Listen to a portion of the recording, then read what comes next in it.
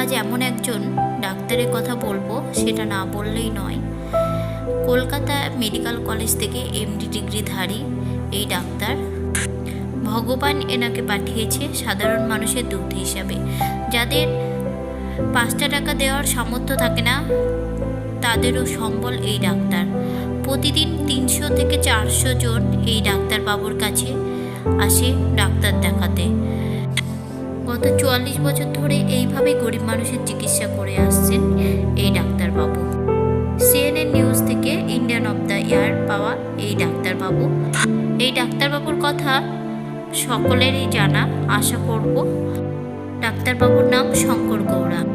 Kasturba medical college থেকে MBBS pass করেছেন এই শঙ্কর গৌড়া ডাক্তারবাবু। এমবিবিএস পাস করার পর তিনি স্কিন স্পেশালিস্ট প্র্যাকটিস শুরু করে। জটিল থেকে জটিল রোগের তিনি সমাধান করে। এই ডাক্তারবাবুর কাছে প্রায় 400 থেকে 500 লোক লাইন দিয়ে ডাক্তার দেখায়, কিন্তু ভদ্রলোক বিখ্যাত 5 টাকার ডাক্তার হিসাবে। 1982 সালে ডাক্তার হিসাবে প্র্যাকটিস করার পর থেকে তিনি কিন্তু মোটা টাকার মায়না, লাখ লাখ টাকা ইনকাম না করে তিনি চলে আসেন কিন্তু কর্ণাটকের এই সীমানাখালি গ্রামে। ডক্টর শঙ্কর গৌড়া হয়ে ওঠেন এই এলাকার মানুষের বাঁচার উপায়। ডক্টর গৌড়ার একটা নিজস্ব চেম্বার আছে। সেই চেম্বারেই উনি 5 টাকার বিনিময়ে রোগীদের দেখেন। ওনার কাছে দূর দূরান্ত থেকে লোকেরাও ছুটে আসে চিকিৎসা করাতে। সপ্তাহে 4 দিন তিনি মান্ডার চেম্বারে চিকিৎসা করাতে বসেন, আর 3 দিন স্কুটি করে গ্রামের লোকের চিকিৎসা করে বেড়ায়।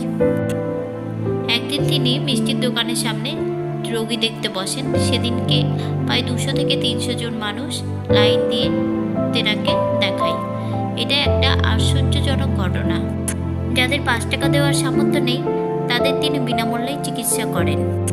তাহলে প্রশ্ন উঠতে পারে, তিনি গ্রামে কেন চিকিৎসা করানোর জন্য চেম্বার বানায়নি? তার কাছে কি টাকা নেই? না, তার কাছে কোনো টাকা নেই। তিনি 5 টাকা দিয়ে রোগীদের দেখে, আর যা টাকা হয় তার সংসারের খরচ আর রোগীদের ওষুধপত্রতেই তিনি খরচ করে ফেলেন। তাই কয়েক লক্ষ টাকা খরচ করে গ্রামে নতুন চেম্বার বানানোর সামর্থ্য নেই ডাক্তার গৌড়ার। তিনি এই বিষয়ে কারোর কাছে হাত পাততেও নারাজ। তিনি নিজের জন্য ভালো জামা কাপড়ও কখনো কেনে না। আচমকা ওনাকে দেখলে আপনার মনে হবে না তিনি অত বড় মাপের একজন ডাক্তার। গরিব মানুষদের কথা ভেবে তিনি এমন কার্যকরী ওষুধ দেয়, যা খেলে মানুষ কিছুদিনের মধ্যেই সুস্থ হয়ে ওঠে। তো আজকের এই ভিডিওটা কেমন লাগলো অবশ্যই আমাকে কমেন্ট করে জানাতে ভুলবেন না। আর আমার চ্যানেলে আরও কীরকম ভিডিও দেখতে চান অবশ্যই আমাকে সেটা কমেন্টের মাধ্যমে জানাবেন। তো আজকের মতো এই পর্যন্ত।